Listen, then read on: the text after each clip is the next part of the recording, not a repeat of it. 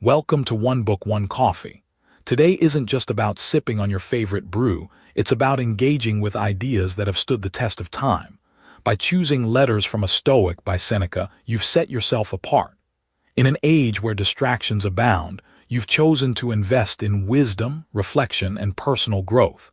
This book isn't just any book, it's a conversation across centuries with one of the great Stoic philosophers. Why does it matter? Because these letters are like a masterclass in navigating life's challenges with grace and resilience. Renowned figures like Tim Ferriss often highlight Stoicism's impact on their lives, drawing upon Seneca's wisdom for clarity and strength. So who was Seneca? A brilliant philosopher, statesman, and dramatist born in 4 BC, Seneca wrote these letters to his friend Lucilius during a time when he himself was grappling with political pressure, personal health issues, and the moral complexity of being in Nero's court. His reflections are not just theoretical musings but hard-won insights shaped by real-world challenges. Now, a quick note before we dive in. This is a detailed, chapter-by-chapter walkthrough, so it's going to be a longer session. Take your time with it. There's no rush. If you need to step away, save this video to your watch later or forward the link to yourself on WhatsApp so you can pick up right where you left off. So grab your coffee, settle in, and let's walk through this book together, chapter by chapter, idea by idea. Let's begin. A conversation across centuries. Seneca, a Stoic philosopher, statesman, and dramatist, wrote amidst personal and political turmoil, offering wisdom grounded in lived experience. Picture this. You're sitting with one of the wisest men who ever lived, and he's about to share something that will completely change how you think about your day. That's exactly what happens when we open Seneca's very first letter to his friend Lucilius, and honestly, it hits like a shot of espresso to the soul. Seneca starts with what might be the most devastating sentence ever written about time. It is not that we have a short time to live, but that we waste a lot of it. Now, think about this for a moment. When was the last time you complained about not having enough time? Yesterday? This morning? We all do it. We act like time is this cruel master that's shortchanging us when really we're the ones throwing it away like spare change. Imagine time as water flowing through your hands. Most of us stand there watching it slip through our fingers, complaining about how little we can hold, instead of cupping our hands properly to catch what we can. Seneca is essentially grabbing us by the shoulders and saying, "Stop. Look at how much you're letting escape."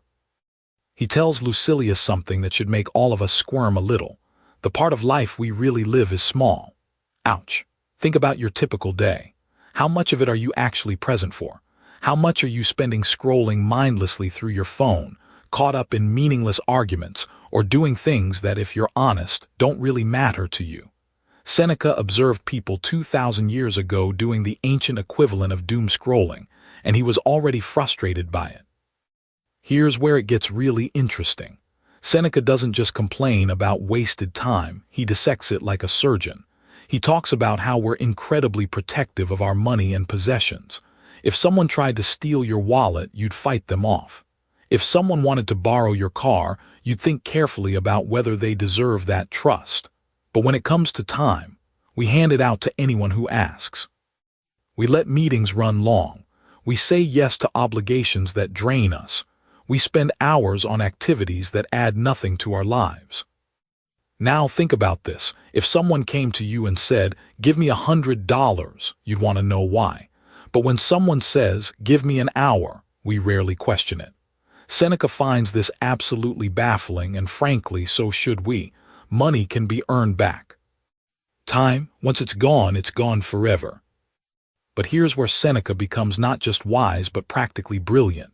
He doesn't just tell us to value time, he shows us how. He suggests that we should reclaim our time, almost like we're taking back territory that rightfully belongs to us. Every moment you spend doing something that aligns with your values, that makes you grow, that brings you genuine joy or helps others, that's reclaimed time. Every moment spent in meaningless busy work or mindless consumption, that's occupied territory. Consider how we talk about retirement. We say we're saving up so we can finally live the life we want later. Seneca would find this hilarious and tragic. He'd ask, "Why are you postponing your life? It's like saving your favorite wine for a special occasion that never comes, only to discover years later that it's turned to vinegar." The letter becomes even more powerful when Seneca addresses something we all struggle with, the fear of death. He argues that most people aren't really afraid of dying. They're afraid of not having truly lived. When you waste time, you're not just losing hours or days, you're losing pieces of your actual existence.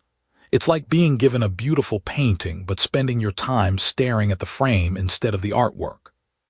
Here's what makes this ancient wisdom so relevant today. We live in an age of infinite distraction.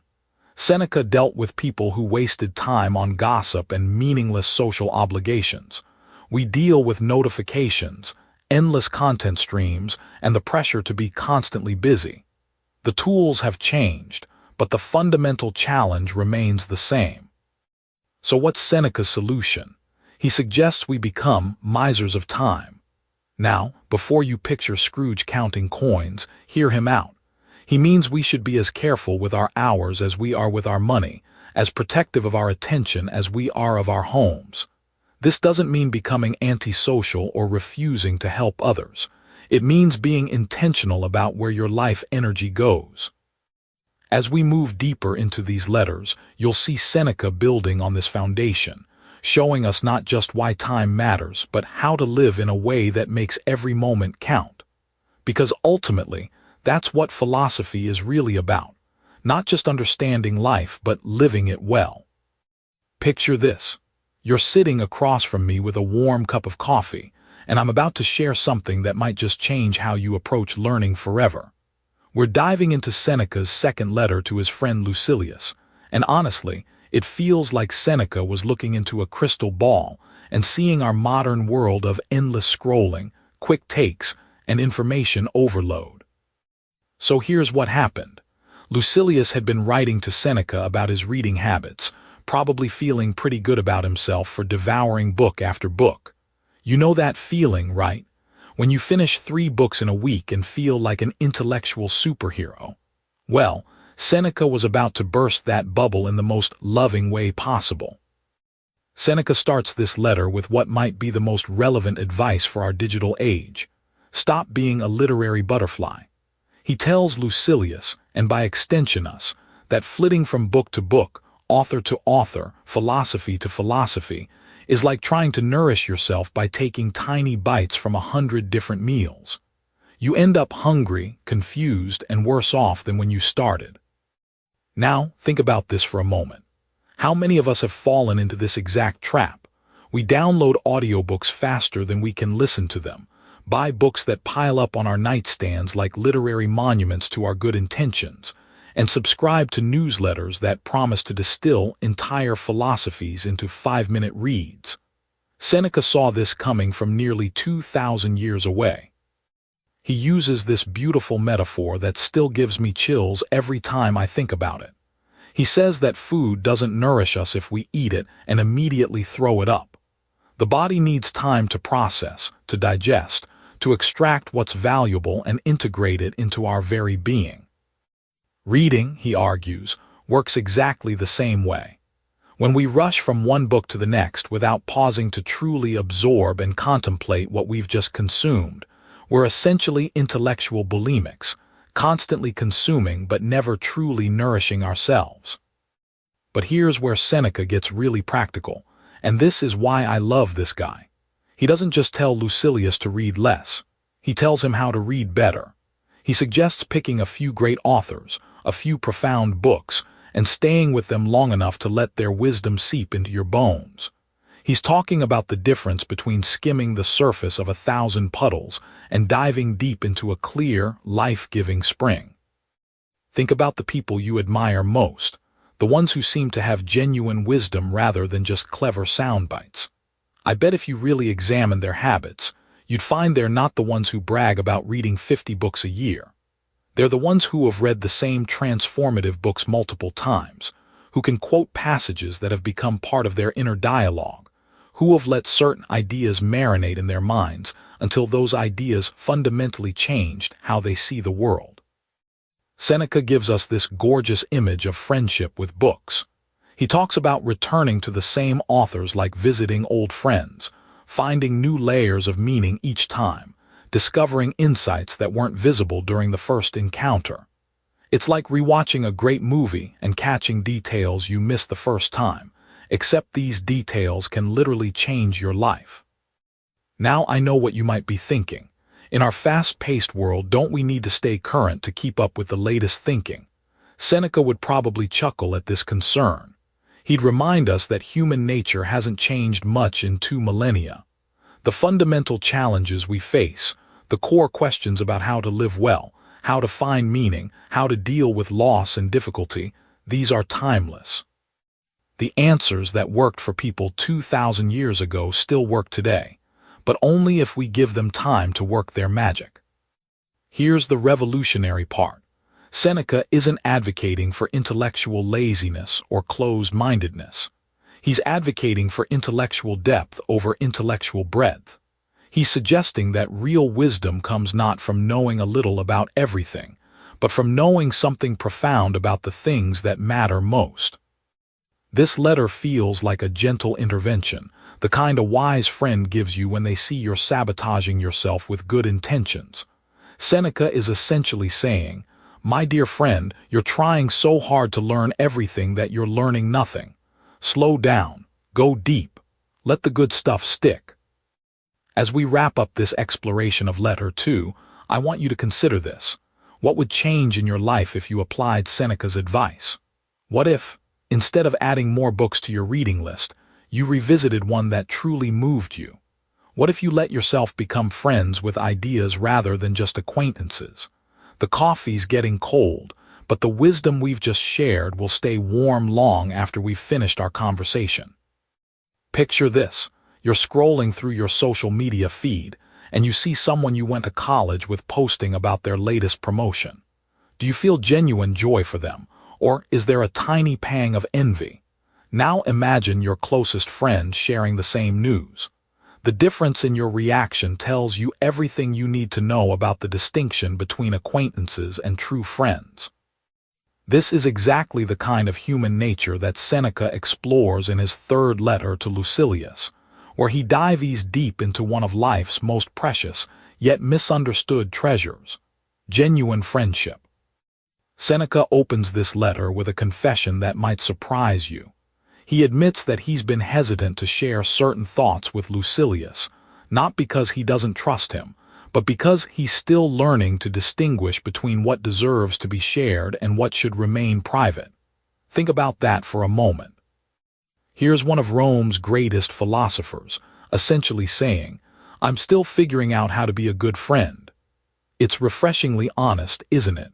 How often do we pretend we have relationships all figured out when we're actually stumbling through them just like everyone else?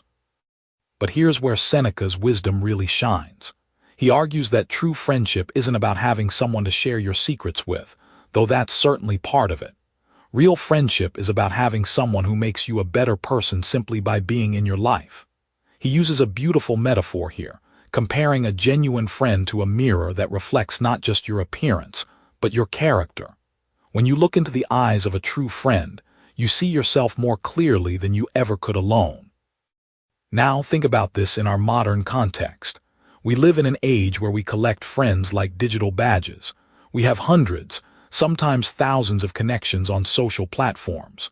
We know what they had for breakfast, where they went on vacation, and what they think about the latest political controversy. But how many of these people actually know you?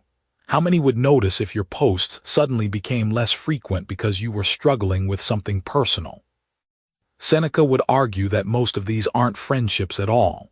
They're what he calls false friendships, relationships built on convenience, entertainment, or mutual benefit rather than genuine care and understanding.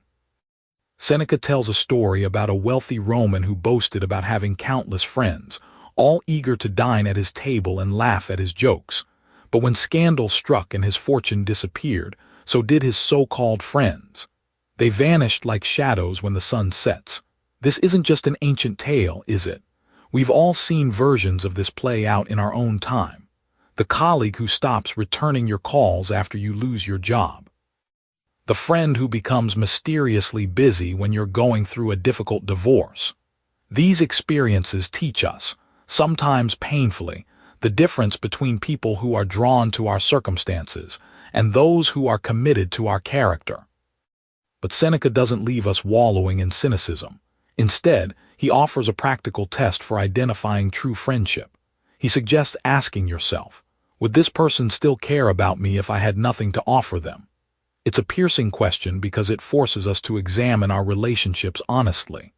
A genuine friend, Seneca argues, is someone who values your company not because of what you can do for them, but because of who you are when everything else is stripped away. Here's something particularly beautiful about Seneca's approach to friendship. He emphasizes that being a true friend requires tremendous courage. Why? Because real friendship means telling someone the truth, even when it's uncomfortable. It means pointing out their blind spots with love rather than flattering their ego. Think about the last time someone gave you feedback that stung but ultimately helped you grow. Chances are, that person was demonstrating the kind of friendship Seneca is talking about. He also makes a fascinating observation about the rarity of deep friendship. Seneca suggests that most people are capable of having perhaps one or two genuinely intimate friendships in their lifetime. This isn't pessimistic, it's realistic. True friendship requires an enormous investment of time, emotional energy, and vulnerability. It's not something you can mass-produce or maintain casually. It's like tending a garden that requires daily attention, patience, and care.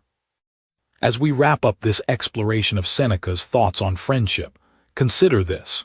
In a world that often feels increasingly disconnected despite our constant digital communication, perhaps the ancient Stoics' insights are more relevant than ever. Maybe the path to a richer life isn't about accumulating more connections, but about nurturing deeper ones. Maybe it's about becoming the kind of person worthy of true friendship ourselves, someone who can look beyond surface appearances and love the whole person, flaws and all. Next time, we'll discover how Seneca tackles another fundamental human challenge, the art of letting go. Picture this. You're sitting across from me with your favorite cup of coffee, and I'm about to share something that might just change how you think about life itself. We're diving into one of Seneca's most profound letters today, Letter 4, where he tackles something that keeps most of us awake at night, something that lurks in the back of our minds during quiet moments. We're talking about death, and more specifically, our absolutely paralyzing fear of it. Now, before you shift uncomfortably in your chair, stay with me here. Seneca isn't being morbid or depressing. He's actually offering us one of the most liberating perspectives you'll ever encounter. Think about it for a moment. How much of your anxiety, your stress, your hesitation to truly live stems from this deep, primal fear of dying? Seneca recognized that this fear doesn't just affect how we face our final moments, it poisons how we live every single day. Here's what Seneca understood that most of us miss entirely. He writes to his friend Lucilius with this incredible insight. We don't actually fear death itself. What we fear is the unknown, the loss of control, the idea that everything we've worked for will simply vanish. But here's the kicker, and this is where Seneca gets really clever. He points out that we've already experienced something remarkably similar to death, and we handled it just fine. What am I talking about? The time before we were born. Think about this for a second. Were you suffering during the billions of years before you existed? Were you anxious? Were you in pain? Were you missing out on anything? Of course not. You simply weren't there to experience anything at all.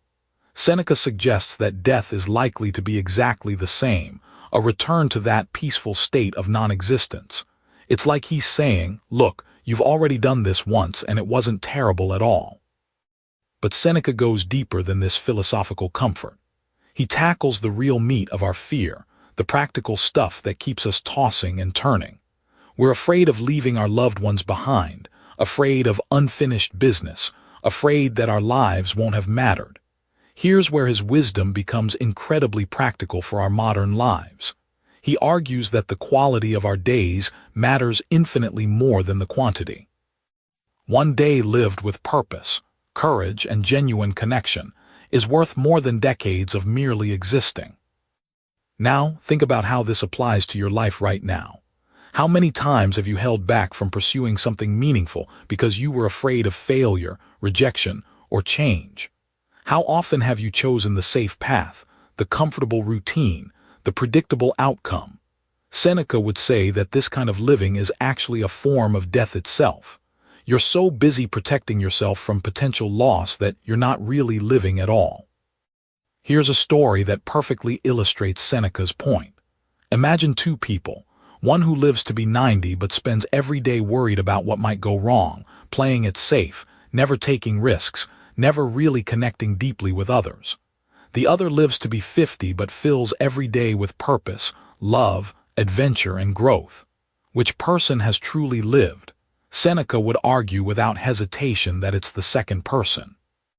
They've packed more real life into their shorter time than the first person managed in nearly a century. Seneca offers us this beautiful metaphor. He says that preparing for death is like a traveler preparing for a journey. You don't spend your entire trip worrying about reaching your destination. You enjoy the scenery, you savor the experiences, you connect with fellow travelers. The destination is inevitable, but the journey is where life actually happens. When you truly accept that death is simply part of the natural order, you stop wasting energy fighting the inevitable and start investing that energy in what actually matters. But here's perhaps the most practical insight from this letter. Seneca suggests that we should regularly contemplate our mortality, not to become depressed, but to become more alive. When you really absorb the fact that your time is limited, suddenly that argument with your spouse seems less important, that grudge you're holding feels petty, and that dream you've been postponing demands immediate attention. Modern research actually backs up Seneca's ancient wisdom. Studies show that people who come close to death often report feeling more grateful, more present, more focused on what truly matters. They stop sweating the small stuff because they've gained perspective on what the big stuff actually is. As we wrap up this exploration of Seneca's thoughts on death, remember this isn't about becoming reckless or fatalistic. It's about becoming fully alive. When you make peace with mortality, you gain something precious. The freedom to live authentically, to love deeply, to pursue meaning rather than just safety. Next time, we'll explore how Seneca builds on this foundation to discuss the art of living in the present moment. But for now, sit with this question.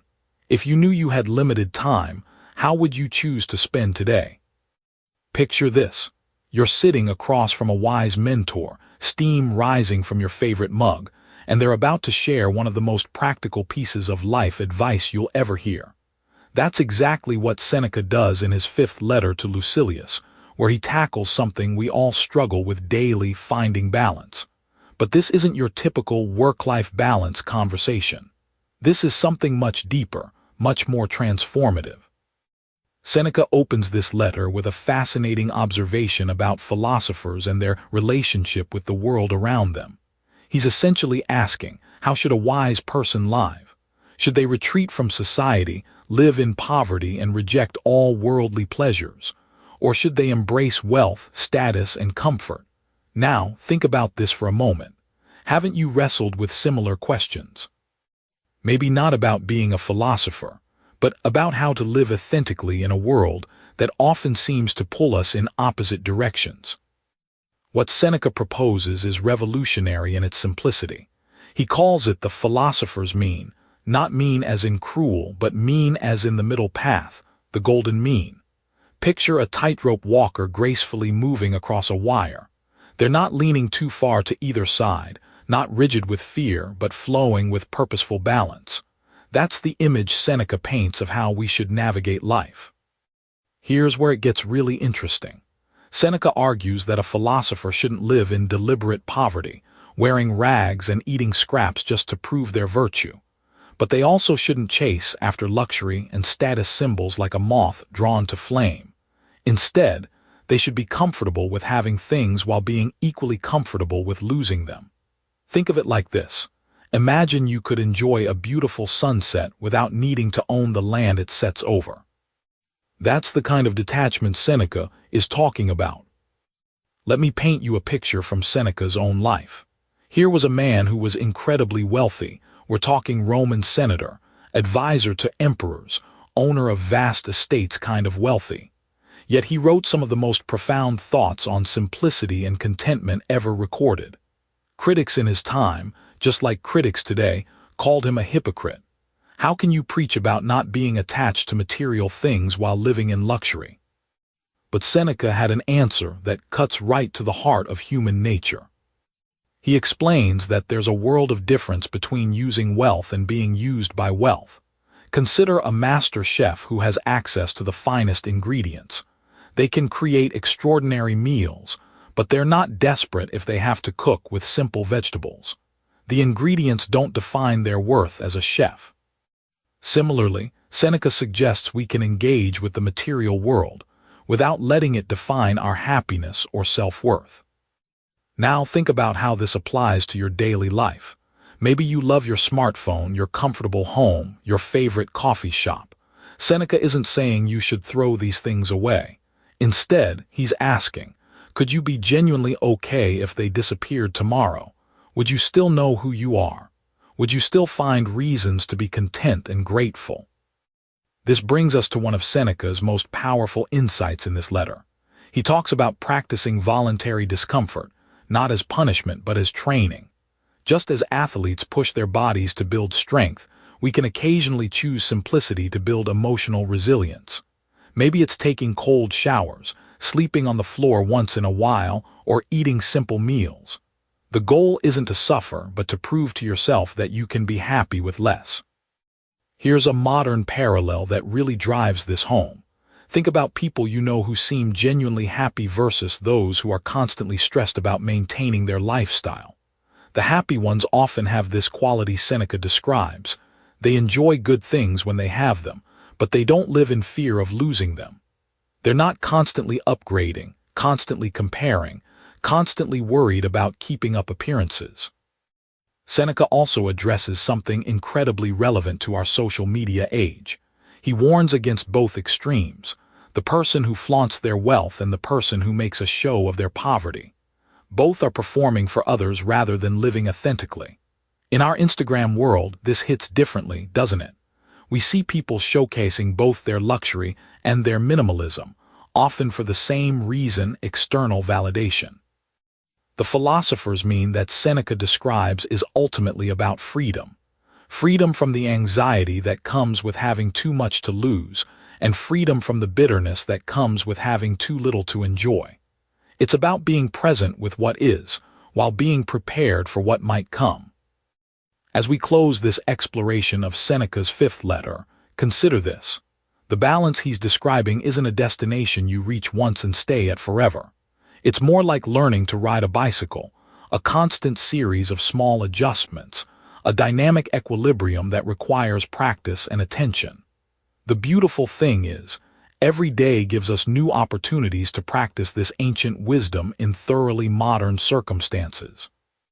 And that's exactly what makes these 2,000-year-old letters feel like they were written yesterday, just for us. Picture this.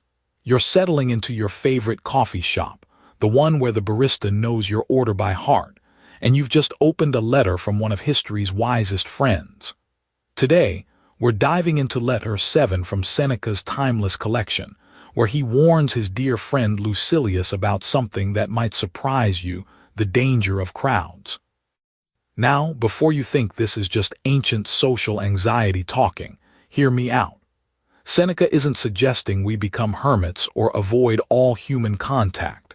He's pointing to something much more subtle and profound: how easily we lose ourselves when we're swept up in the energy and opinions of the masses.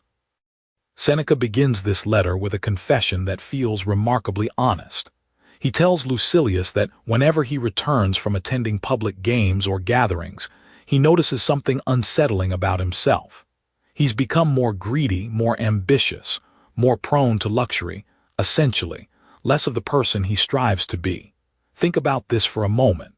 Have you ever noticed how differently you behave in a crowd versus when you're alone with your thoughts?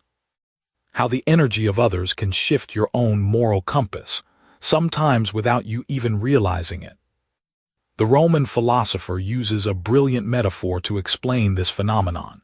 He says that nothing is as damaging to good character as sitting in some spectacle, because vices creep into us more easily through our pleasures. It's like water finding the smallest crack in a dam. Eventually, the pressure becomes too much, and something gives way. When we're entertained, when we're relaxed and our guard is down, that's precisely when we're most vulnerable to absorbing the values and behaviors of those around us. But here's where Seneca's insight becomes particularly relevant to our modern world. Think about social media for a moment. Isn't it essentially a digital crowd? We scroll through endless feeds, absorbing opinions, watching viral videos, seeing how others live their lives. And just like those ancient Roman spectacles, we often walk away feeling somehow different. Maybe we're more envious after seeing someone's vacation photos, or more anxious after reading the news, or more materialistic after watching lifestyle influencers. The medium has changed, but the fundamental human tendency remains the same. Seneca shares a specific example that really drives his point home. He describes watching gladiatorial games during the lunch break, expecting something lighter and more humane than the morning's brutal contests. Instead, he witnesses pure, unadorned murder fights where the goal isn't skill or sport, but simply killing. The crowd cheers for blood, and Seneca realizes he's witnessing humanity at its most degraded. But here's the crucial part. He recognizes that simply being present, simply participating as a spectator, makes him complicit in this degradation. Now you might be thinking, but surely we can attend events and maintain our values, right? And Seneca would partially agree with you. He's not advocating for complete isolation. Instead, he's calling for what we might today call mindful participation. He suggests that we need to be conscious of how external influences affect our inner state, and we need to actively work to maintain our moral center when we're in group settings. This brings us to one of Seneca's most practical pieces of advice: the importance of returning to ourselves. After any social gathering, any time spent in crowds, whether physical or digital, we need moments of solitude to reconnect with our own values and principles. It's like a spiritual shower, washing away the accumulated influences that don't serve our highest good. Consider how this applies to your daily life.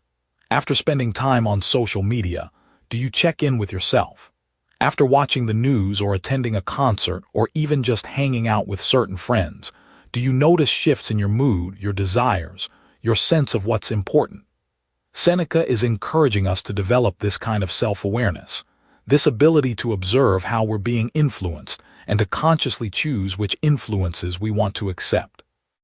The deeper wisdom here isn't about avoiding people or becoming antisocial. It's about developing such a strong sense of self, such clear personal values, that we can move through the world without being unconsciously shaped by every crowd we encounter. It's about being in the world but not of it, as spiritual traditions might say.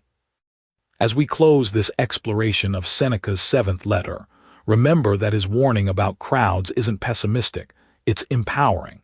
When we understand how easily we can be influenced, we can take steps to protect and cultivate our authentic selves. We can choose our influences more consciously, seek out solitude regularly, and develop the inner strength to maintain our values even when surrounded by different ones. In our hyperconnected world, this ancient wisdom feels more relevant than ever, offering us a path to remain true to ourselves while still engaging meaningfully with others. Picture yourself sitting across from a wise friend, steam rising from your coffee cup, as they lean forward with that knowing smile that says they're about to share something that will change how you see the world. That's exactly what Seneca does in his ninth letter to Lucilius, where he weaves together two of life's most precious threads: the pursuit of wisdom and the bonds of true friendship. Now think about this for a moment. When you're struggling with a difficult decision or wrestling with life's big questions, who do you turn to? Chances are, It's not just anyone, it's that special friend who truly knows you, who can see past your defenses and speak truth into your life. Seneca understood this connection between philosophy and friendship so deeply that he made it the foundation of his entire correspondence with Lucilius. What strikes me most about this letter is how Seneca reveals that philosophy isn't some ivory tower pursuit reserved for bearded academics in dusty libraries. Instead, he shows us that the deepest philosophical insights often emerge from the crucible of genuine friendship. Think of it like this. Philosophy without friendship is like trying to tune a guitar with only one string. You might make some noise, but you'll never create beautiful music. Seneca begins by addressing something we all wrestle with, the difference between mere acquaintances and true friends. He paints a vivid picture of those social butterflies who flit from person to person, collecting relationships like trophies but never really connecting with anyone. You know the type. They have hundreds of followers on social media.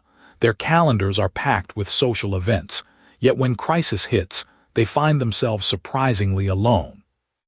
Seneca calls this the poverty of the soul disguised as social wealth. But then he shifts to describe genuine friendship, and here's where his wisdom becomes almost startlingly modern. A true friend, Seneca argues, is someone who can engage with your deepest thoughts, challenge your assumptions, and help you grow in wisdom. It's not about agreeing on everything. In fact, the best friendships often involve passionate debates about life's big questions. Think about your closest friendships. Aren't they the ones where you can disagree completely about politics or career choices, yet still trust each other implicitly? Here's where Seneca gets really interesting. He suggests that the act of philosophical inquiry actually strengthens friendship because it requires vulnerability, honesty, and mutual respect. When you're exploring questions like, what makes life meaningful? Or how should we respond to suffering? With a friend, you're not just sharing opinions, you're sharing your soul. This kind of intellectual intimacy creates bonds that superficial connections simply cannot match. Seneca illustrates this with a beautiful analogy. He compares shallow friendships to those fair-weather relationships that bloom in good times but wither at the first sign of trouble. But philosophical friendship, he argues, is like a tree with deep roots that actually grows stronger during storms. When you and a friend have wrestled together with life's fundamental questions, when you've supported each other through doubt and discovery, those bonds become unbreakable. Now, think about our modern world for a moment. We're more connected than ever before, yet loneliness has reached epidemic proportions. Could it be that we've forgotten Seneca's lesson about the connection between deep thinking and deep friendship? We share memes and exchange pleasantries, but how often do we really engage with each other's minds and hearts? Seneca also tackles a challenge that feels remarkably contemporary: how to maintain meaningful relationships in a busy, distracted world. He acknowledges that life pulls us in countless directions, that work and family obligations can crowd out time for the kind of reflective conversation that nourish both wisdom and friendship. His solution isn't to abandon our responsibilities, but to be more intentional about creating space for what truly matters. He suggests that even brief moments of genuine connection can be profound. A quick letter that shares an insight, a conversation over a meal that moves beyond small talk, a walk where you really listen to each other. These seemingly small acts accumulate into something transformative. It's not about the quantity of time, but the quality of presence you bring to your friendships. As we wrap up this exploration of Seneca's ninth letter, I'm struck by how his ancient wisdom speaks directly to our modern hunger for authentic connection. In a world of surface-level interactions and digital distractions, his vision of friendship grounded in philosophical inquiry offers us a path toward relationships that truly sustain and enrich our lives. The next time you're with a friend, perhaps over your own cup of coffee, consider moving beyond the usual topics. Ask the deeper questions. Share your struggles with meaning and purpose. You might just discover that the greatest philosophical insights come not from solitary reflection, but from the sacred space where two minds meet in genuine friendship. Picture this. You're sitting across from someone who's lived through decades of triumph and failure, someone whose hair has turned silver not from stress, but from wisdom earned through countless seasons of life. That's exactly what we get in Seneca's 12th letter to his dear friend Lucilius, where he opens up about something we all face if we're lucky enough, growing old. Now, most of us have this curious relationship with aging, don't we? We spend our 20s wishing we were taken more seriously, our 30s trying to hold on to our youth, and our 40s desperately fighting the first gray hairs. But Seneca, he's got a completely different take that might just change how you think about those birthday candles multiplying on your cake. Seneca begins this letter with something that sounds almost revolutionary for his time, and frankly, for ours too. He tells Lucilius that he's actually enjoying his old age, not tolerating it, not making peace with it, but genuinely finding joy in it. Think about that for a moment. When was the last time you heard someone say they were thrilled about getting older? In our culture of anti-aging creams and youth obsession, this sounds almost radical. But here's where Seneca gets really interesting. He explains that old age is like finally reaching the harbor after a long, turbulent sea voyage. You've weathered the storms, navigated treacherous waters, and now you can finally drop anchor and appreciate the journey. He's not saying the voyage wasn't worthwhile, quite the opposite. He's saying that reaching the end gives you a perspective on the whole trip that you simply couldn't have while you were still battling the waves. Consider this beautiful metaphor he shares. Old age is like autumn. Now, we don't mourn autumn because it's not spring, do we? We celebrate the rich colors, the harvest, the crisp air that carries the wisdom of the seasons. Seneca suggests we should view our later years the same way, not as a diminished version of youth, but as their own season with unique gifts and beauty. Here's something that'll make you rethink everything you thought you knew about aging. Seneca argues that the elderly have something precious that the young simply cannot possess, the ability to live without the anxiety of an uncertain future. Think about your 20s and 30s. Weren't you constantly worried about what came next? Career moves, relationships, financial security. The older person, Seneca suggests, has the luxury of present-moment awareness that youth, with all its rushing toward tomorrow, simply cannot access. But let's get practical here because Seneca always does. He acknowledges that yes, the body weakens with age. Your knees might creak like old floorboards, your memory might occasionally misplace your keys, and you might need reading glasses to see the menu. But here's his brilliant insight. These physical limitations can actually become spiritual liberations. When you can't rely on physical strength, you develop mental fortitude. When you can't depend on perfect memory, you learn to focus on what truly matters. Seneca shares a story that perfectly captures this wisdom. He describes watching an old man struggle to climb stairs, huffing and puffing with each step. But instead of seeing decline, Seneca sees triumph. Here's someone who refuses to surrender, who adapts and perseveres. That old man isn't a shadow of his former self.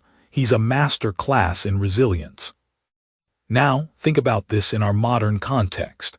We live in a society that practically worships youth, from social media filters that erase wrinkles to industries built on the promise of turning back time. But what if we've got it all backwards?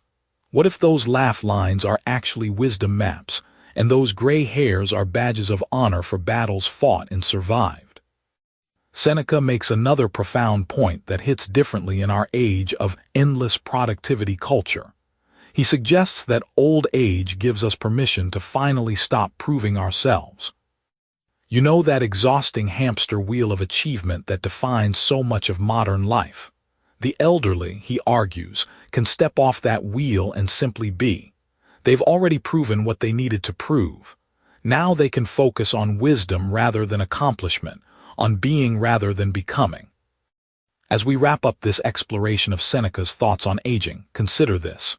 Every day you wake up, you're either moving toward this stage of life or you're already in it. Instead of dreading it or fighting it, what if you started preparing for it the way you'd prepare for any great adventure? What if growing older isn't about losing your youth, but about gaining something even more valuable, the perspective to see life clearly, the wisdom to know what matters, and the freedom to finally, truly be yourself. That's the gift Seneca offers us in this letter, not just acceptance of aging, but anticipation of its unique rewards. Picture this. You're sitting across from an old friend who's just returned from a life-changing journey, and they're about to share the most important discovery they've ever made. That's exactly what Seneca does in Letter 16, where he opens up about philosophy not as some dusty academic pursuit, but as the most practical guide you could ever have for actually living your life. Now think about this for a moment. When you hear the word philosophy, what comes to mind?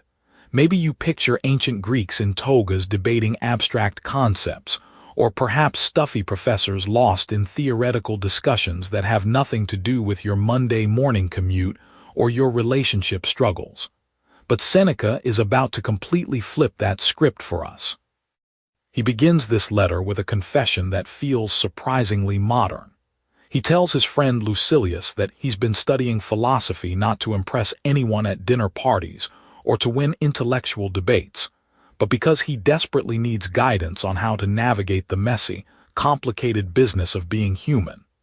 Imagine that moment when you realize you've been approaching something completely wrong, and suddenly everything clicks into place. That's what happened to Seneca when he discovered that philosophy wasn't meant to be an intellectual exercise, but a survival kit for the soul. Here's where it gets really interesting. Seneca uses this beautiful metaphor of philosophy as a lighthouse. Picture yourself as a ship captain navigating treacherous waters in the middle of a storm. The waves are crashing, the wind is howling, and you can barely see 5 feet in front of you. Now imagine spotting that steady beam of light cutting through the darkness, showing you exactly where the safe harbor lies. That's what philosophy does for our daily lives, according to Seneca. It doesn't eliminate the storms, but it gives us a reference point to navigate through them.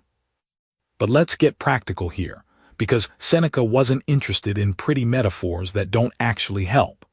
He shares a story about a time when he was facing a difficult decision about whether to pursue a lucrative but morally questionable business opportunity. Sound familiar? How many times have we all stood at that crossroads where profit and principle seem to pull us in opposite directions? Seneca describes how his philosophical training didn't give him a simple answer, but it gave him the right questions to ask.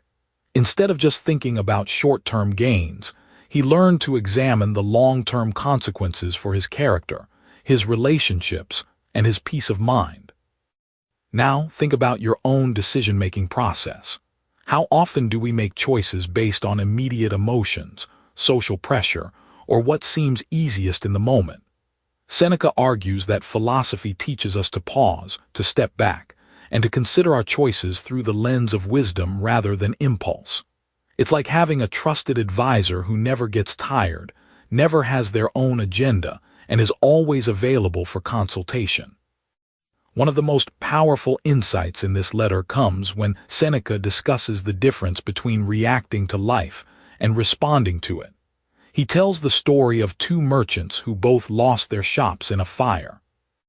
One spent months raging against fate, blaming everyone from the gods to the city planners, and eventually died bitter and broke. The other took time to grieve, then asked himself what this experience could teach him and how he might rebuild something even better. The difference wasn't in their circumstances, but in their philosophical preparation for handling adversity. This reminds me of something we see constantly in our modern world. 2 people can go through the exact same layoff, breakup, or health scare and emerge completely differently. One person becomes stronger and wiser, while the other becomes bitter and defeated. Seneca argues that the difference lies in whether they've cultivated philosophical wisdom before the crisis hits. But here's what I love about Seneca's approach. He's not preaching from an ivory tower. He admits his own struggles, his moments of weakness, his times when philosophical wisdom felt distant and unhelpful. He describes days when he felt overwhelmed by anger, consumed by worry, or paralyzed by difficult choices.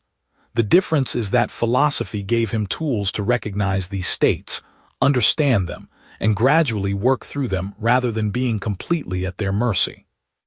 As we wrap up this exploration of Letter 16, consider how radically different our daily lives might look if we approached them with this kind of philosophical framework.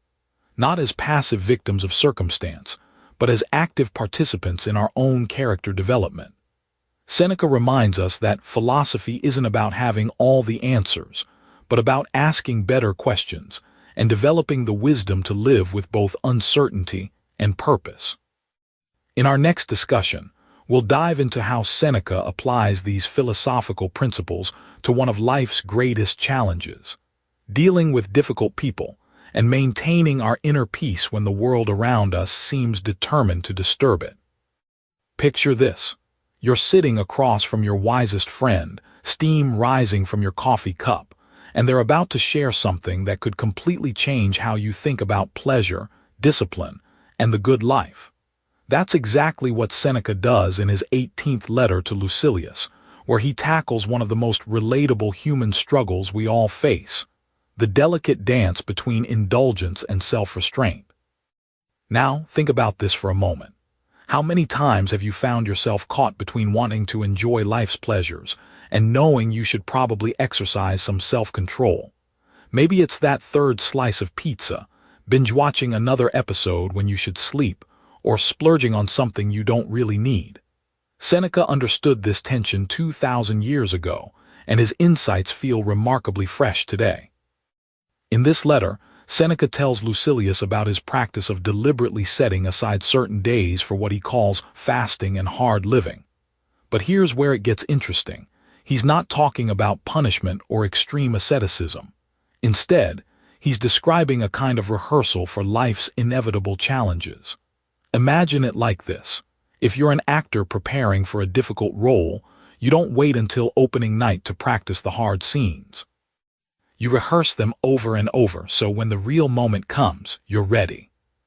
Seneca writes about deliberately choosing to eat simple food, wear rough clothes, and sleep on hard surfaces, not because he hates comfort, but because he wants to prove to himself that he can be happy without luxury.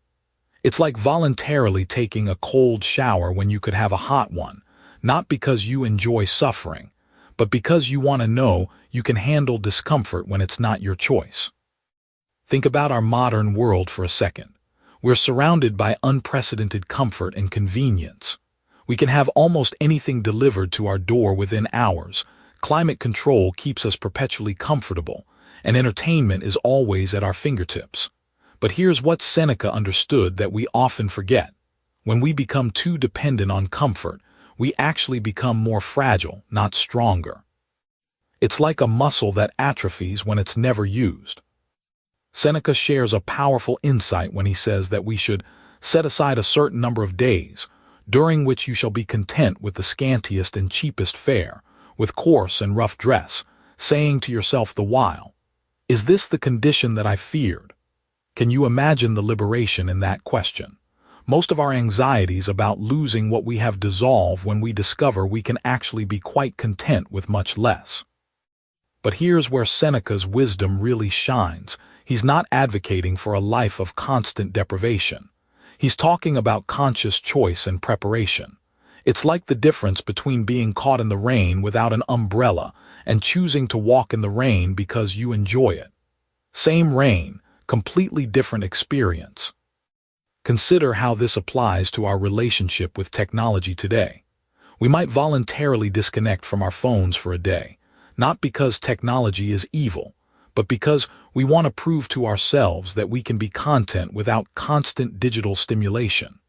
Or we might choose to walk instead of drive, not because cars are bad, but because we want to maintain our capacity to find joy in simple movement. Seneca also touches on something profound about festivals and celebration. He doesn't condemn pleasure or joy, quite the opposite. He suggests that by occasionally practicing restraint, we actually enhance our ability to enjoy good times when they come. It's like the way food tastes incredible when you're truly hungry, or how a warm bed feels amazing after you've been genuinely tired. The philosopher paints a beautiful picture of balance. He describes enjoying a good meal and fine wine, but not being enslaved by the need for them. He wears nice clothes when the occasion calls for it, but doesn't derive his sense of worth from his wardrobe. This isn't about becoming a minimalist or rejecting all pleasure. It's about becoming truly free to enjoy life without being controlled by your appetites. What strikes me most about this letter is how Seneca frames these practices as experiments in happiness rather than exercises in suffering. He's essentially saying, let's test whether our contentment depends on external things or comes from within. And time after time, he discovers that genuine satisfaction has much more to do with our inner state than our outer circumstances. As we close this exploration of Seneca's thoughts on festivals and fasting, consider this gentle challenge. What would it look like to occasionally practice voluntary discomfort in your own life? Not as punishment, but as preparation. Not to reject joy, but to discover that your capacity for contentment runs much deeper than you might imagine. In our next conversation, we'll continue exploring how these ancient insights can guide us toward a more resilient and genuinely satisfying way of living. Picture yourself sitting across from an old friend who's just discovered something that's completely transformed how they see the world. That's exactly the energy Seneca brings to his 23rd letter to Lucilius. And honestly, it's one of those pieces of wisdom that hits differently once you really understand what he's getting at. Seneca opens this letter with what might seem like a bold claim at first. He tells Lucilius that the joy he's experiencing from philosophy isn't just pleasant or nice to have. It's actually the only real joy there is. Now, before you roll your eyes and think this sounds like some ancient academic being dramatic, stick with me here, because what Seneca's talking about is something we're all desperately searching for in our modern world. Think about the last time you felt genuinely happy. Not just pleased or entertained or distracted, but deeply, sustainably joyful. Was it when you bought something new? When you got likes on social media? When you binged your favorite show? If you're honest, those moments probably felt good in the moment but left you feeling kind of empty afterward, right? That's exactly what Seneca is addressing. He's drawing a line between what he calls pleasure and what he calls joy, and the difference is absolutely crucial. Seneca explains that most of what we think makes us happy is actually just pleasure dressed up as something more meaningful. Pleasure, he argues, is like a sugar rush, intense, immediate, but ultimately fleeting and often followed by a crash. It's dependent on external circumstances, other people's approval, or things we can't really control. Real joy, on the other hand, comes from within. It's what happens when you understand your place in the world, when you've developed genuine wisdom, when you're living according to principles that actually matter. Here's where it gets really interesting. Seneca uses this beautiful metaphor of a spring versus a cistern. Pleasure, he says, is like drawing water from a cistern. Eventually, you'll drain it dry and be left with nothing. But philosophical joy is like having access to a natural spring that never runs dry. The more you understand about wisdom, virtue, and how to live well, the more joy becomes available to you. It's not something you can lose because it's not dependent on anything outside yourself. Now think about this in terms of our current moment. We're living in what's probably the most pleasure-saturated time in human history. We have endless entertainment, instant gratification at our fingertips, and more opportunities for momentary pleasure than any generation before us. Yet anxiety and depression rates are through the roof. Suicide rates are climbing. People are more medicated for mental health issues than ever before. Why? Because we've confused pleasure with joy, and we're running on empty. Seneca shares a personal story that really drives this home. He talks about how, before he discovered philosophy, he would get excited about things like fancy dinners, expensive clothes, or social recognition. But he noticed something troubling. The excitement would build up beforehand, peak briefly during the experience, and then leave him feeling oddly hollow afterward. It was like he was constantly chasing something that kept slipping away. But when he started seriously studying philosophy, not just reading it casually, but really wrestling with questions about how to live, what matters, what virtue looks like in practice, something shifted. He began experiencing a different kind of satisfaction. It wasn't the intense high of pleasure, but it was steady, reliable, and it actually grew stronger over time rather than fading. This isn't about becoming some joyless monk who renounces all earthly pleasures. Seneca enjoyed good food, had close friendships, and appreciated beauty. The difference was that these things became additions to his joy rather than the sources of it. When you have that internal spring of philosophical understanding flowing, external pleasures become like seasoning on an already satisfying meal rather than the meal itself. What does this look like practically? Seneca suggests that philosophical joy comes from things like understanding your own character and working to improve it, developing genuine relationships based on mutual respect and growth, contributing something meaningful to the world around you, and accepting what you can't control while taking responsibility for what you can. These might sound simple, but they're actually revolutionary when you compare them to our culture's typical happiness advice. The beautiful thing about this kind of joy is that it's completely democratic. You don't need money, status, perfect circumstances, or other people's approval to access it. You just need to be willing to think deeply about how to live well and then actually try to do it. That's something every single person can begin today, right where they are, with whatever resources they have. As we move forward in our exploration of Seneca's wisdom, keep this distinction between pleasure and joy in mind. It's going to color everything else he has to say about how to build a life worth living. Picture yourself scrolling through Instagram at 2 in the morning, looking at photos of friends backpacking through Southeast Asia or sipping wine in Tuscany, and feeling that familiar ache in your chest. If only I could get away from here, you think, everything would be different. Well, my friend, grab your coffee because Seneca is about to serve us some brutally honest truth about this very human tendency to believe that happiness is just a plane ticket away.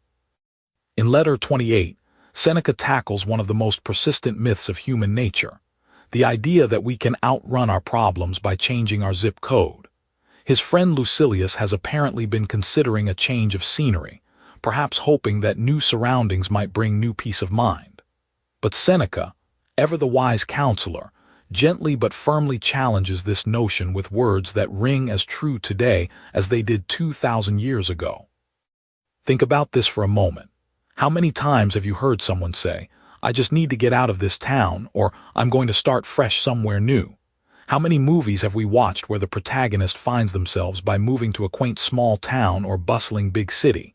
It's such a seductive idea because it feels so logical. Bad feelings here, good feelings there. Simple geography, simple solution. But Seneca sees right through this comfortable delusion. He begins with an observation that cuts straight to the heart of the matter. Travel and change of place impart new vigor to the mind. At first, this sounds like he's actually endorsing the travel cure. But wait, there's more. He continues, explaining that this vigor is temporary, like the brief energy boost you get from your third cup of coffee. The novelty wears off, the initial excitement fades, and you're left with the same mind, the same patterns of thinking, the same fundamental relationship with yourself. Seneca uses a particularly striking metaphor here. He compares our attempts to escape ourselves through travel to a sick person constantly changing beds, hoping that the next position will finally bring comfort. The bed isn't the problem, the illness is. Similarly, the location isn't the source of our discontent, our inner state is. You can fly to Bali, move to Brooklyn, or relocate to Barcelona, but you're still taking the most important piece of luggage with you everywhere you go, your mind. Now, this doesn't mean Seneca is completely dismissive of travel. He acknowledges that new experiences can be refreshing, and that sometimes a change of environment can provide valuable perspective. But he makes a crucial distinction between travel as temporary refreshment and travel as a cure for deeper existential problems. It's the difference between taking a nice warm bath when you're tired and believing that bath will cure your chronic illness. Consider how this plays out in our modern world. We live in an era of unprecedented mobility, where remote work has made geographic freedom a reality for millions. Yet anxiety and depression rates continue to climb. Social media is filled with digital nomads who look blissfully happy in their curated posts, but many privately struggle with the same loneliness, purposelessness, and inner turmoil they thought they'd left behind. The beach in Thailand is beautiful, but it doesn't automatically rewire your brain's tendency toward worry or self-doubt.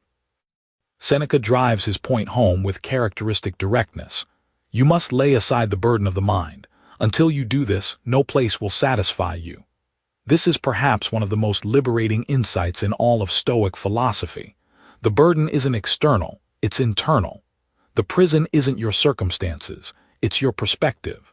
The solution isn't to be found in any guidebook or travel blog, it's to be discovered through the patient work of understanding and training your own mind. But here's where Seneca's wisdom becomes truly practical. He's not saying we should become hermits or never seek new experiences. Instead, he's suggesting that we approach travel and change with realistic expectations. Go see the world by all means. Experience different cultures, taste new foods, marvel at ancient architecture. But don't expect these experiences to fundamentally transform who you are or solve your deeper problems. That work has to happen from within, regardless of your GPS coordinates. The real journey, Seneca suggests, is not across continents but into the depths of our own character. The most exotic destination you'll ever visit is your own mind, fully understood and skillfully managed. This is why he spent his life writing letters about virtue, wisdom, and inner development rather than travel guides to the Roman Empire's most beautiful destinations. As we close this exploration of Letter 28, remember that Seneca isn't trying to crush your wanderlust or discourage adventure. He's simply reminding us that the peace we seek in distant places already exists within us, waiting to be cultivated through philosophy, reflection, and the daily practice of wisdom. The next time you find yourself fantasizing about escape, ask yourself, what am I really trying to leave behind, and is it something that only I can address? Picture yourself sitting across from Seneca at your favorite coffee shop, steam rising from your cups as he leans forward with that knowing smile and says something that stops you mid-sip. That's exactly what happens in Letter 41, where he drops one of the most profound insights in all of Stoic philosophy. There's something divine living inside you right now, at this very moment. Now, before you start thinking this sounds like some New Age spiritual mumbo-jumbo, let me tell you what Seneca actually means. He's not talking about angels or mystical energies or anything requiring crystals and incense. He's talking about something far more practical and revolutionary, the incredible power of human reason and virtue that exists within every single person. Think about this for a moment. When was the last time you witnessed someone do something truly noble, something that made you think, wow, that person is operating on a completely different level? Maybe it was a teacher who stayed late to help a struggling student, or a stranger who returned a lost wallet, or someone who remained calm and kind during a crisis when everyone else was losing their minds. Seneca opens this letter with a story that perfectly captures what he means. He describes visiting a sacred grove, where ancient trees stretch toward the sky and their interwoven branches block out the sunlight, creating an almost cathedral-like atmosphere. Standing there among those towering giants, he felt the unmistakable presence of something divine. But here's the kicker. Seneca says we don't need to travel to sacred groves or climb mountains or visit temples to encounter the divine. Why? Because it's already inside us, waiting to be recognized and cultivated. This isn't about religion in the traditional sense, though Seneca certainly believed in the gods. This is about recognizing that humans possess something extraordinary, the ability to reason, to choose virtue over vice, to act with wisdom and compassion even when it's difficult. When you see someone forgive their worst enemy, or watch a person sacrifice their own comfort for the greater good, you're witnessing what Seneca calls the God within. It's that spark of divine reason that allows us to rise above our animal instincts and petty desires. Now think about how radical this idea was in ancient Rome and how radical it remains today. We live in a world that constantly tells us we're broken, that we need external things to fix us, that happiness comes from the next purchase or achievement or relationship. But Seneca is saying the opposite. Everything you need to live a meaningful, virtuous life is already inside you. The divine spark isn't something you have to earn or buy or find. It's your birthright as a rational human being. But here's where it gets really practical. Seneca isn't suggesting we sit around feeling good about our inner divinity like some kind of ancient self-help guru. He's saying we have a responsibility to nurture and express this divine nature through our actions. When you choose patience over anger in traffic, when you really listen to a friend who's struggling, when you do the right thing even though no one's watching, you're not just being a good person. You're expressing something sacred. Consider how this plays out in modern life. We're constantly bombarded with messages about our inadequacies. Social media shows us everyone else's highlight reels while we're stuck with our behind-the-scenes reality. We compare our messy, complicated inner lives with other people's carefully curated public personas. But Seneca reminds us that every person you encounter, no matter how polished or successful they appear, is fundamentally the same as you. A human being with divine potential wrestling with the same basic challenges of how to live well. This understanding changes everything about how we interact with others. That difficult coworker, they have the same divine spark you do, even if it's currently buried under layers of stress and poor choices. That homeless person you pass on the street, divine spark. That politician you disagree with, divine spark. This doesn't mean we excuse bad behavior or ignore real problems, but it means we approach everyone with a fundamental recognition of their inherent dignity and potential. Seneca also makes it clear that accessing this inner divinity requires discipline and practice.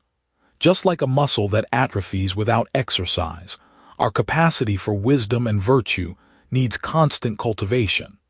This is why the Stoics emphasized daily practices like morning reflection, evening review, and constant attention to our thoughts and reactions. We're not trying to become gods. We're trying to become fully human, which means fully rational, fully virtuous, fully alive to our highest possibilities. As we close this letter and move forward in our exploration of Stoic wisdom, remember that you're not just learning philosophy. You're discovering tools to unlock something that's been inside you all along. The next time you face a difficult decision or challenging situation, pause and ask yourself, what would the divine spark within me do right now? The answer might just surprise you. Picture this. You're sitting across from a friend who's complaining about their coworker's terrible communication skills, their partner's stubbornness, or their neighbor's inconsiderate behavior. They're going on and on about everyone else's flaws and you're nodding politely, but there's this little voice in your head thinking, wait a minute, don't you do some of these exact same things? We've all been in that situation, haven't we? And if we're being honest, we've all been that friend too, completely blind to our own shortcomings while having laser-sharp vision for everyone else's mistakes. This is precisely what Seneca tackles in his 50th letter to Lucilius, and it's one of those pieces of ancient wisdom that feels like it was written yesterday. He's addressing what might be the most universal human trait, our remarkable ability to see clearly when it comes to others, while remaining completely blind to our own faults. It's like we're walking around with a magnifying glass pointed outward and blinders on ourselves. Seneca opens this letter with a story that's both humorous and deeply revealing. He tells us about a man who was criticizing someone else for being bald, completely oblivious to the fact that he himself had lost most of his hair. The irony wasn't lost on the observers, but it was entirely invisible to the critic himself. Now, think about this for a moment. How often do we do exactly the same thing? We roll our eyes at someone who's always late while conveniently forgetting that we kept 3 people waiting just last week. We get frustrated with a friend who interrupts us constantly, yet we never notice when we cut others off mid-sentence. What Seneca understood, and what modern psychology has confirmed through countless studies, is that we have this incredible capacity for self-deception. It's not that we're intentionally hypocritical, though sometimes we are. It's that our brains are literally wired to protect our self-image. We have what researchers now call confirmation bias and the fundamental attribution error. When we mess up, we blame circumstances. When others mess up, we blame their character.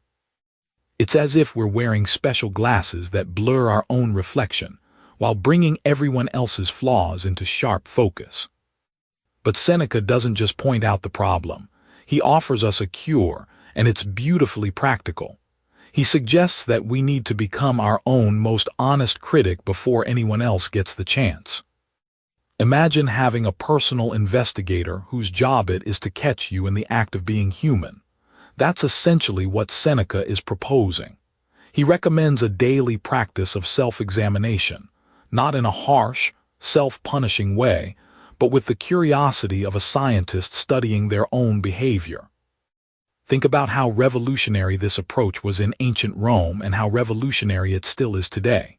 In a world where social media encourages us to curate perfect versions of ourselves, where admitting fault feels like weakness, Seneca is saying the opposite.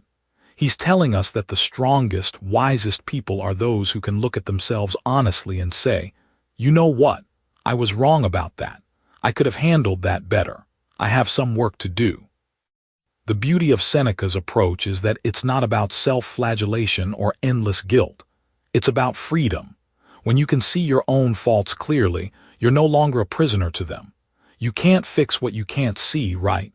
It's like trying to edit a document with your eyes closed. You might make some improvements by accident, but you're much more likely to make things worse. Seneca also makes a fascinating point about how our blindness to our own faults actually makes us worse judges of others. When we don't understand our own capacity for error, impatience, or selfishness, we become harsh and unforgiving toward others who display these same qualities. But when we've done the hard work of acknowledging our own imperfections, something beautiful happens. We develop what we might call educated empathy. We see someone losing their temper and think, "I know exactly how that feels because I've been there myself." This creates a kind of positive feedback loop. The more honest we become about our own shortcomings, the more compassionate we become toward others. And the more compassionate we become toward others, the easier it becomes to be honest about ourselves, because we're not operating from a place of fear that admitting fault makes us terrible people. As we move forward in our exploration of Stoic wisdom, remember that Seneca's insight about our blindness isn't meant to discourage us. It's meant to liberate us. The person who can see their own faults clearly isn't weaker than the person who can't. They're immeasurably stronger because they're working with accurate information about themselves. And in a world full of people walking around with magnifying glasses pointed in the wrong direction, being someone who can see clearly, both inward and outward, is perhaps one of the greatest gifts you can offer both yourself and everyone around you. Picture this. You're sitting across from an ancient Roman philosopher, steam rising from your coffee cups, and he leans forward with that knowing smile of someone who's figured out one of life's greatest secrets. That's exactly what happens when we dive into Seneca's Letter 78, where he reveals something that modern neuroscience is only now catching up to: the incredible healing power of our own minds. Now think about this for a moment. When was the last time you heard someone say it's all in your head and you actually took it as good news? Most of us bristle at that phrase, don't we? We feel dismissed, invalidated. But Seneca would say, "Wait, my friend, you're missing the point entirely. If it's in your head, that means you have the power to do something about it." In this remarkable letter, Seneca isn't talking about some mystical mind-over-matter nonsense. He's describing something far more practical and profound: how reason and wisdom can literally transform our experience of suffering. Think of your mind not as a passive victim of circumstances, but as an active pharmacy, capable of producing its own medicine through the application of philosophical principles. Seneca tells us about a time when he was dealing with a particularly stubborn illness. His body was racked with pain, his energy depleted, and everyone around him was offering the usual remedies: rest, herbs, various treatments of the day. But here's what's fascinating. Instead of just surrendering to the physical discomfort, he began to examine his relationship with the pain itself. He asked himself, what exactly am I suffering from? Is it the physical sensation, or is it my judgment about what this sensation means? This is where it gets really interesting. Imagine you're dealing with chronic back pain. The immediate response is usually frustration, fear about the future, anger at your limitations. But Seneca discovered something revolutionary, that much of our suffering comes not from the original problem, but from the stories we tell ourselves about that problem.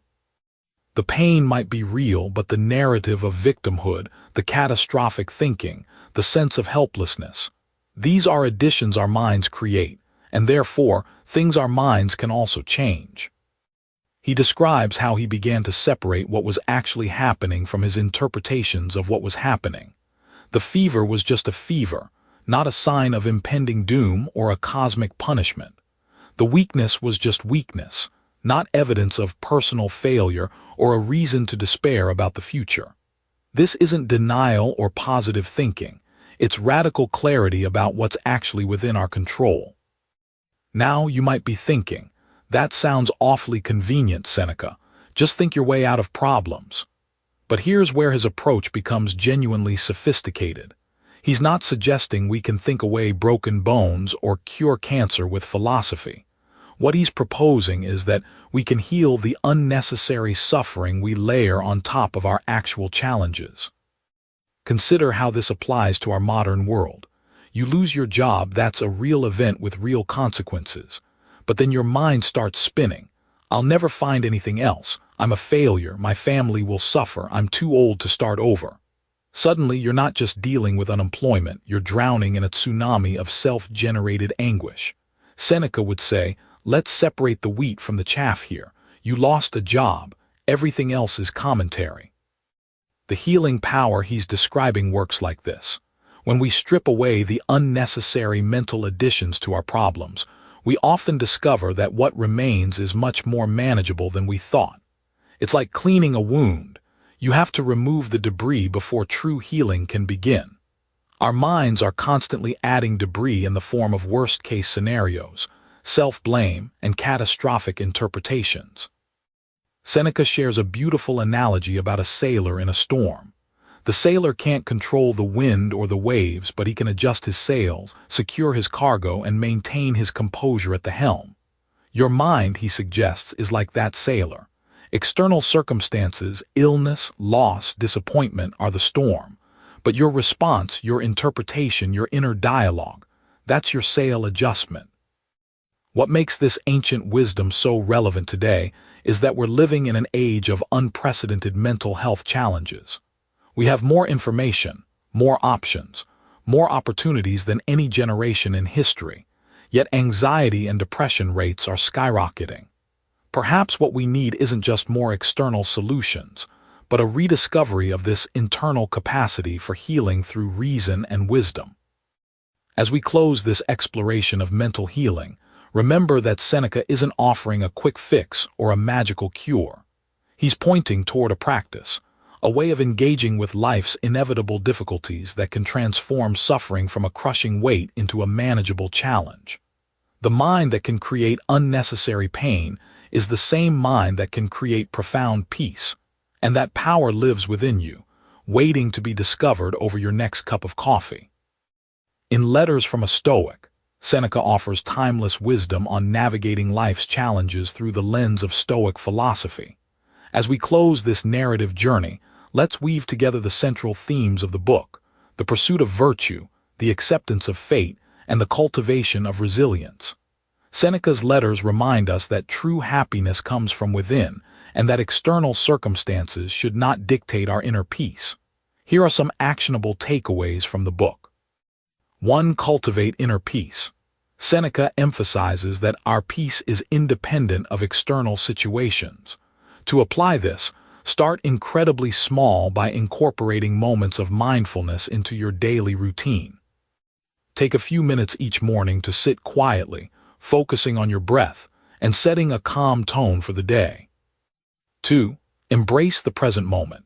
Seneca advises against dwelling on the past or worrying about the future. Practice this by engaging fully in whatever you are doing right now. Whether it's having a conversation or reading a book, give it your full attention as if nothing else matters. 3. Practice voluntary discomfort. To strengthen resilience, Seneca recommends occasional exposure to discomfort by, for example, fasting or taking cold showers. Start incredibly small by choosing one day to skip a meal or take a cold shower and observe how it builds your mental fortitude. 4. Reflect on mortality. Seneca suggests that remembering our mortality can enhance our appreciation for life. Be patient with yourself as you integrate this.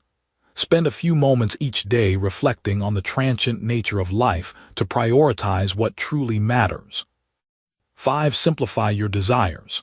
Seneca teaches that happiness can be found in simplicity. To apply this, begin by decluttering one small area of your life, such as your work desk or wardrobe, and notice the clarity it brings to your mind.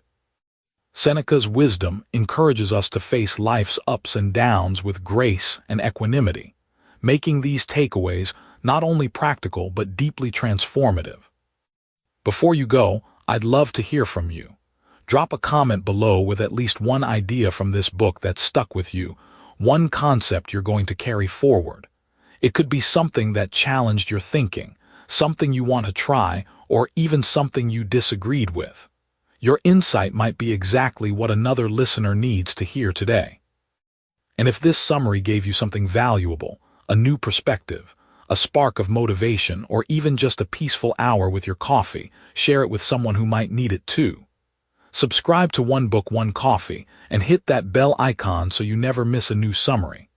Every week, we sit down together with one great book, one warm cup of coffee, and the simple belief that wisdom, shared well, can change lives.